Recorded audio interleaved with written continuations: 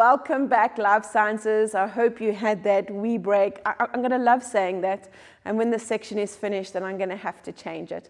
I hope you just shook all the muscles, cleared the head, and let's get back to it. The next section, I would say, is probably one of the most important sections when it comes to looking at how the kidney functions. And this is where we look at a structure, right, called the nephron. As I said again, a lot of key words here. Go over those key words, listen when I use them, right? Can you put them in the right frame of mind?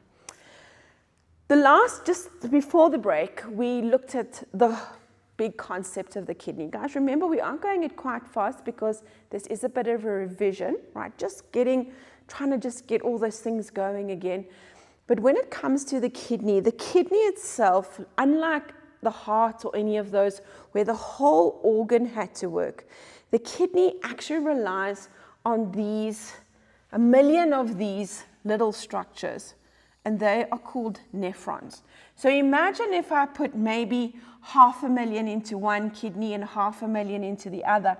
It's not the whole kidney that does the work. What we're looking at is this little structure over here, the nephron, is going to be responsible for making urine. Now, I'm just going to use a little example. Imagine if each of them make one drop of urine. If you've got all of these hundreds of thousands making drops of urine, can you see what's going to happen? The urine moves into the pelvis, and that urine is going to move down the ureter to the bladder. So when we look at this function of the microscopic, now remember, microscope means it's very small. So if you dissect the kidney, you're not going to see these structures. What you do see are these lines. All right, those are all the millions of tubules that are lining, that form the lines of the medulla. But you've really got these little units. These are the units that we're talking about, and it's quite important that you understand the diagram. Again, like the macroscopic structure of the kidney, can you label it? And you need to understand two concepts. The first concept is that the blood is going to bring everything into the kidney. There's going to be everything inside the blood, right? And this concept in here is called the glomerulus. And what is going to happen is the blood is going to move into these tubules, all the blue here. It's a series of tubules. It's like a road, right? And at the end here we have this concept of urine. So the blood brings it in.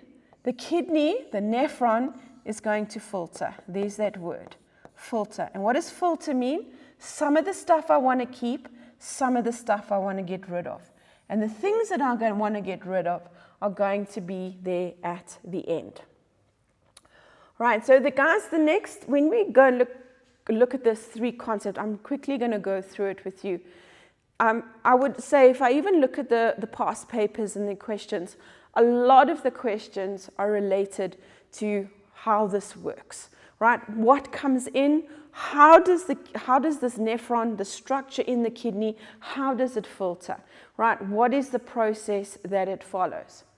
And the three processes, I've just got a simple little diagram over here, right? The three processes are glomerular filtration, tubular reabsorption, and tubular secretion. Sometimes we also call it tubular excretion.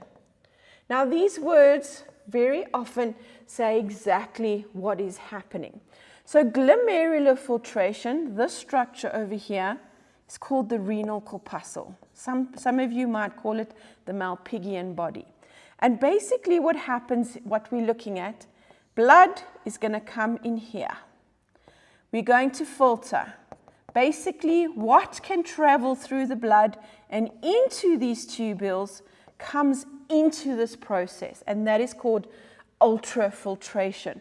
And the whole concept of the afferent and the efferent being wider brings in this ultrafiltration. Okay, we go ultrafiltration, right, where filtration happens under pressure. And what happens is things move into these tubules, and they move. Tubular reabsorption, reabsorption. There are things, for example, glucose. There are maybe vitamins. There is amino acids, things that our body still needs that move out of the tubules into the blood, reabsorption. And then tubular excretion or secretion. Guys, you must remember, if I had to draw this blue line, there's blood vessels all over the show.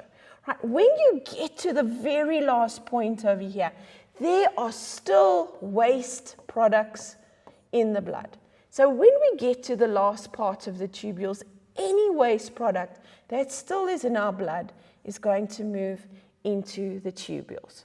So what we have done at the end over here, the final process, I have got water and I've got waste products.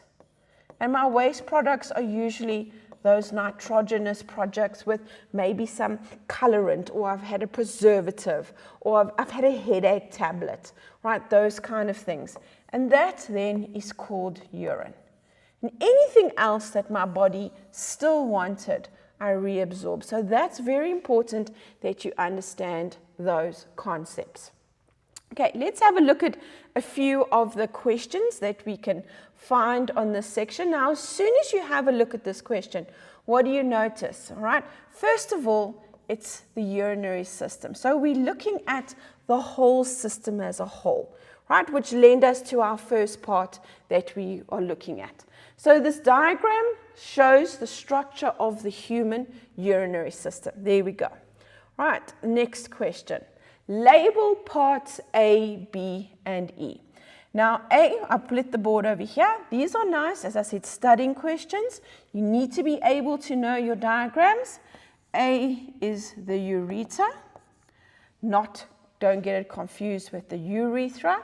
B is a kidney. And I know E is my bladder. So as I said to you, each of these sections can have questions that are going to intertwine and be linked with each other. Now the next question. Give one difference between the composition, right? What does composition mean? It simply means what is in the blood. So you need to have a look. Give one difference between the composition of blood in C and D. Now, what you need to look at first is the arrows. So number C is going away from the kidney, all right? Number D is going to the kidney. So if we have a look at what is in it, that's going to give you an idea. So one difference. What is going to be in number D? All right, number D is going to the kidney. So if it's going to the kidney, I want to say, yes, it's got nitrogenous waste. So lots of nitrogenous waste. You can put here high amounts of nitrogenous waste. So which would mean, if you give one difference between it, that because it goes in, the kidney is going to filter. The blood that is going back here should have very low or little volumes of nitrogenous waste. Okay, can you see that? Okay, so what else should it have in it? That to me would be the biggest difference. I don't want you to talk about, you can maybe go this route as well, but I wouldn't do that, all right? You can also maybe say that it is high in oxygen. And the reason being, it's coming straight from the lungs, right? So it's high in oxygen. Here, it's going to be high in carbon dioxide because cellular respiration has occurred. But if I was to say to you the most correct answer, this is the one I'm going for. I want you to tell me that the one going in, which is my aorta, is going to have far more nitrogenous waste than the one going out. Okay, now here we go. The part labeled B consists of millions of microtubules. called nephrons, where blood is being filtered and purified.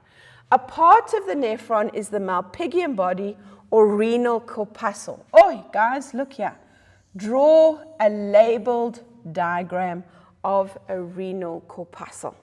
So we're going to have to draw a diagram. So what do we draw? We're going to draw, let me go this way. I'm drawing it the wrong way around, I know, but I want to put the labels. I'm going to give it a heading. And what am I going to draw?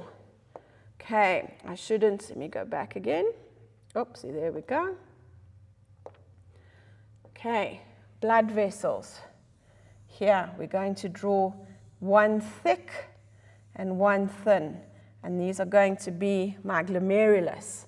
Here's my renal corpuscles. Right, and what do I want to have over here? I want to write podocytes. Okay, there we go, podocytes. Here's my, all right, Bowman's capsule. There we go. Here is my glomerulus. So guys, being able to draw as well is going to be as important as being able to discuss the different things. Do I know what happened during the kidney? Right, so there's lots of things. Please try and get past papers. Do as many of these questions as possible.